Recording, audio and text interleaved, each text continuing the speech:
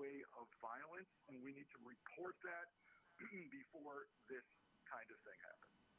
All right, Frank, thank you. Also with me is national security analyst Clint Watson. Clint, continue that thought. If this is in fact a workplace dispute or something like that, would we tend to see what now would become an obvious trail leading to something like this? Lester, I think that's exactly right. What Frank was referring to is the number one thing that we'll try and make sure is this an isolated incident? It's not connected to a larger network or a larger plot, or that might create a chain of reaction of actions happening outside of this one incident that's here. All of the indications, as Pete had noted before, seem to say this is a single and isolated incident. But we definitely need to identify what the motive is. Why was this place chosen? Was it a dispute between two individuals, or does it have some other significance? And I'm sure investigators right away are trying to break out their teams and figure out what all these connections are, looking at the social media, other things to see if it has any sort of ideological nexus, just to make sure that this isn't part of something that's much bigger, or it could harm other Americans around both San Jose and the rest of the country. Clint, we've seen a lot of mass shootings in this country, but we always seem to come back to the workplace shooting as tending to be more common. Is there any number to support that or any evidence to support that?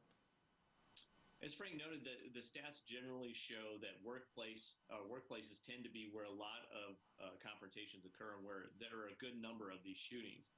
I think there's also the important point of the pandemic, the fact that the pandemic is coming to an end, and we're starting to see people returning to workplaces. So I often wonder if there's some adjustment issues that are going to occur in this country in terms of people coming back to workplaces, people moving around and into transit once again. There's still some COVID restrictions that are there that impede people's easy access to the workplace, make things much more difficult. And at the same point, it increases the number of targets. Part of the reason we saw a drop in mass shootings or active shooters over the last year was really the fact that there was no place to actually go and conduct a lot of these shootings. And over the last 3 months, we've seen a very steady pickup in terms of the number of active shooters and racially motivated shootings that have occurred around the country. So I think this is potentially worrisome as well for the contagion effect after today.